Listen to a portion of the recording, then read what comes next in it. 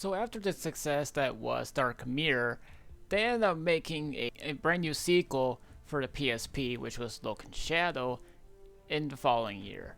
Which was the following year where Dark Mirror was ported over to the PS2, but more censored version, as you can say.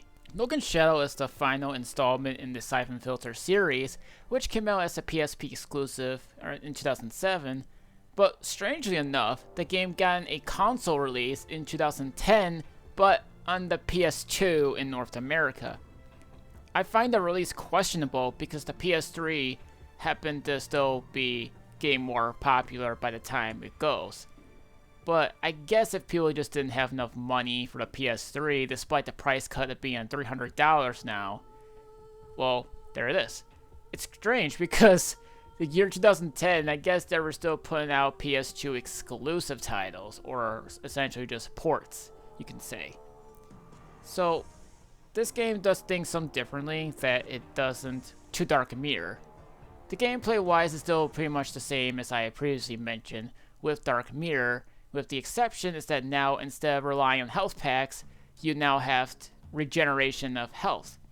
But there's also quick time events this time around too, so that makes things a bit different, you can say. All the weapons still functions the same. So the game's plot is that you were sent out on a mission, but then your trusty commanding leader of your squad decides to, well, keep things some secret. I don't know why. Well, he doesn't know why, we should say. But it's strange how the two people that trust each other for several years have now, well, see a demise. Because the guy kept things secret that Logan, well, he couldn't keep them secret. But it was already found out. But despite him questioning the guy, it just, well, everything just fell apart. But I'll let you guys explore that territory. Now, as I previously mentioned with the PS2 version, the game was remastered with better frame rate and graphics, which plays a bit like the Dark Mirror, as you can say. But this one, just like I've previously mentioned, no online play, but this time there's no progressive scan either, which is pretty strange. Maybe it was just to save money. Although I haven't really experienced it, but the PSP version has an exclusive online, well, it's more like a separate game, you could say, called Combat Ops, which was a PSP exclusive, but they since shut down the servers for that game, so playing online multiplayer is no longer possible without the private servers. Just like Dark Mirror, this game won Game of the Year from IGN. And as of right now, I guess Ben Studio just got burnt out from making Syphon Filter games. So this would just be the last game in the series. So who knows if we'll see a Syphon Filter game again, despite the push from Sony themselves. But as I previously mentioned, this game plays pretty identical to Dark Mirror, with the exception of regeneration health and some quick time events for certain aspects of the game. Some bosses in this game are a lot tougher, and you also have to come up with strategy as to how you want to fight them. Some of them require certain weapons, like a missile launcher for certain enemies, or you have to avoid certain ways as to how you cannot fail the fight against the boss. Because sometimes some bosses like to be cheap, like staying behind a glass thing where you can't even shoot the thing, or any sort of way out there. But don't worry. You'll get through a good time playing this game as much as I did. Finding files, once again, is still intact. So just like I previously mentioned in the last review, this game has also been brought to the PS4 and PS5 with dual analog support.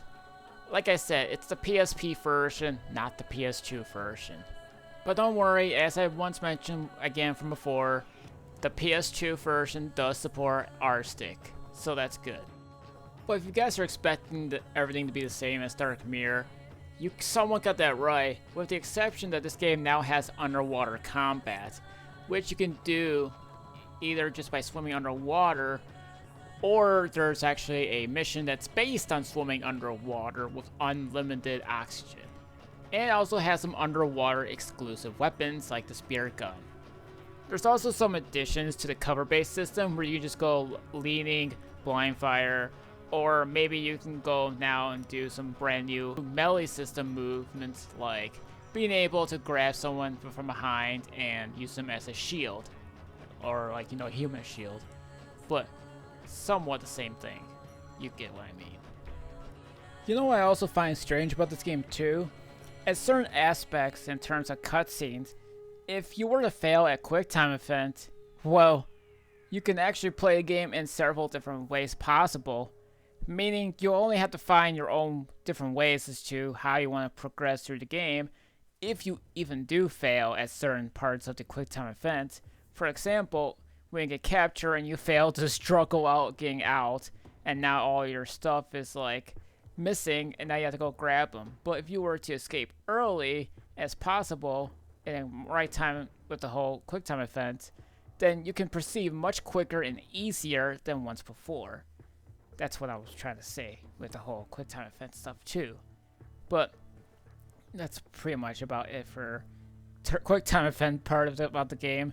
But if you just want to see more, you know, secrets you probably have never seen before in the game, then, well, I think you'll have like great exploration. Now look, just like I mentioned before from Dark Mirror, you can select whichever gameplay style you want to play, whether it be the old school version or the new and easier way to play it, which that's up to you guys. If you guys just want to like play in the old school directional way of just like locking onto the enemy and shooting them, or perhaps just taking a new approach of this third person with the whole aiming down, well, it's more like aiming down sight, but you're not really aiming down sights, but you're just aiming to where you want to shoot at the enemies, which I just recommend that way better than the old school version, so that way you can actually conserve more ammo than you actually did before. And remember the trip mine nonsense I have mentioned in Dark Mirror? Well, I fell for it again. But don't worry, they aren't everywhere, or at least like overplaced like there was in Dark Mirror, but you'll still need to rely to your gadgets, like I once mentioned before, the thermal visions or whatever else you can find, so that way you can make sure there's no traps whatsoever.